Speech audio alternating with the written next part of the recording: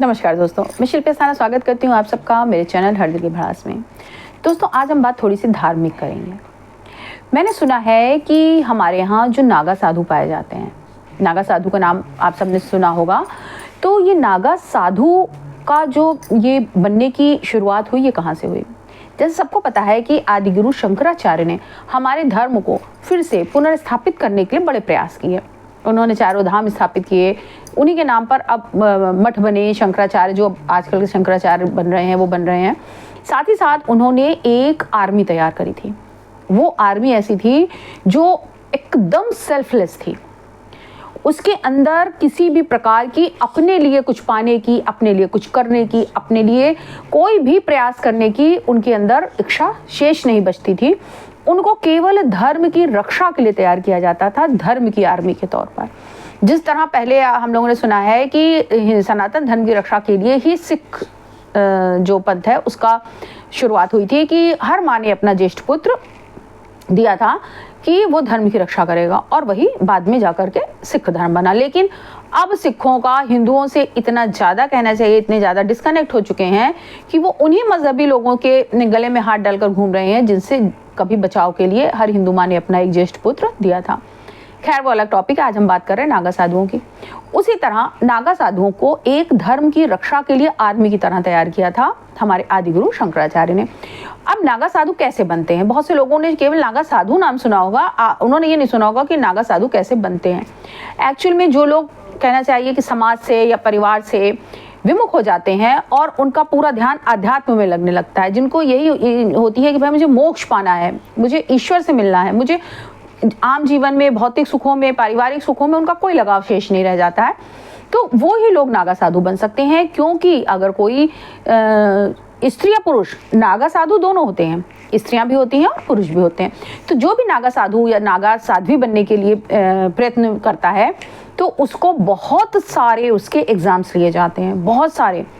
जैसे कि अगर आप किसी के पास गए तो वो सबसे पहले तो क्या करवाएगा कि कहेगा कि ठीक है, अपने माता पिता, अपने भाई बहन, अपने पुत्र पुत्री, जितने भी तुम्हारे रिलेटिव्स हैं, उन सबका पहले तुम अंतिम संस्कार करो, उनका श्राद्ध करो। उसके बाद तुम स्वयं का अंतिम संस्कार करो, स्वयं का श्राद्ध करो। तब माना जाता है कि तुम अब नागा साधु बनने के लिए, अगर वो ये सब कर ले जाता है, उसे छूट दी जाती है कि ये करने में तुमको जितना भी रोना है, जितनी भी तुम्हारी व्यथा है, जितनी भी पीड़ा है, वो सबको रोके निकाल दो। उसके बाद तुम एक ऐसे इंसान बन जाओ जो एक्चुअल में इस समाज का इंसान नहीं है, वो कुछ हटके है।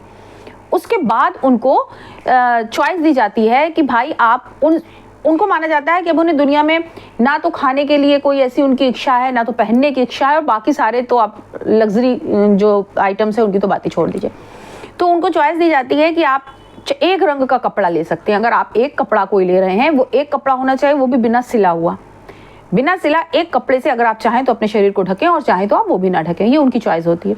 एक रंग का, चाहे वो भगवा हो सकता है, चाहे वो सफ़ेद हो सकता है।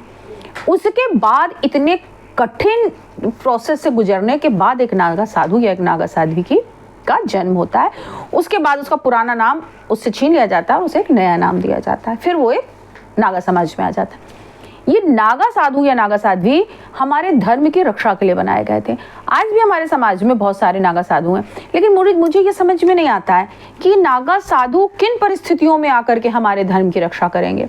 हालांकि इस पर कुछ लोग ये भी कहेंगे कि भाई वो क्यों आएंगे आपकी धर्म की रक्षा करने के लिए, आप खुद अपने धर्म की रक्षा कीजिए। लेकिन अगर हमारे समाज में कोई एक नींव पड़ी है, जैसे मान लीजिए हमारी आर्मी है, तो जब कोई आक्रमण होता है या कोई दैवीय आपदा आती है, कोई प्राकृतिक आपदा आती है, तो आर्मी ही आती है ना सुरक्षा करने के लिए। तब तो हमसे नहीं कहा जाता भाई जाओ फ्रंट पे लड़ो जाके, आर्मी क्यों तुम्हारी रक्षा करेगी, तुम अपनी रक्षा करो। तो उसी तरह अगर ये बात सत्य है, वैसे ये बात जो मैंने आपको बताई ये मैंने अपने पूर्वजों से सुनी है नागा साधुओं के बारे में, अगर ये सत्य है तो फिर जब जब सनातन धर्म पर कोई आपदा आए तो इन नागा साधुओं को आगे आना चाहिए। लेकिन जितनी मेरी अभी तक लाइफ हो गई है, मैंने तो ऐसा कोई, ये सुना है कि राम मंदिर मुद्दे में नागा साधुओं का एक बार कुछ हुआ था, सरकार के साथ फ्रैक्शन हुआ था, लेकिन उसके बाद भी बहुत बार सनातन धर्म पर आपदाएं आती हैं, लेकिन मुझे नागा साधु या नागा साध्वी नहीं दिखते हैं। तो एक्चुअली ये लोग, इनका जो फॉर्मेशन हुआ था वो जिस उद्देश्य से हुआ था, अगर वो उद्देश्य वो इस समय नहीं मान रहे तो फिर इतने नागा हम साधु या साध्वी क्यों बन रहे हैं। आज भी हमारे देश में 4 लाख से ज़्यादा नागा साधु हैं। लेकिन एक्चुअल में वो क्या कर रहे हैं, वो कहाँ हैं, ये तो एक सोचनीय तथ्य है। ये विचार मेरे दिमाग में आएगा तो मैंने सोचा मैं आपके साथ शेयर करूं। अगर आप लोगों में से किसी को भी इस बात की जानकारी है कि एक्चुअल में ये नागा जो 4 लाख एक बहुत बड़ी संख्या होती है, 4 लाख नागा साधु हमारे अगर देश में हैं, तो वो किन परिस्थितियों में हमारे देश की रक्षा करने के लिए, हमारे धर्म की रक्षा करने के लिए आएंगे। अगर आप लोगों को पता हो तो प्लीज़ कमेंट बॉक्स में कमेंट कीजिए। चैनल अगर हमारा एपिसोड अगर पसंद आए तो लाइक कीजिए और शेयर कीजिए। तब तक के लिए जय हिंद, जय श्री राम।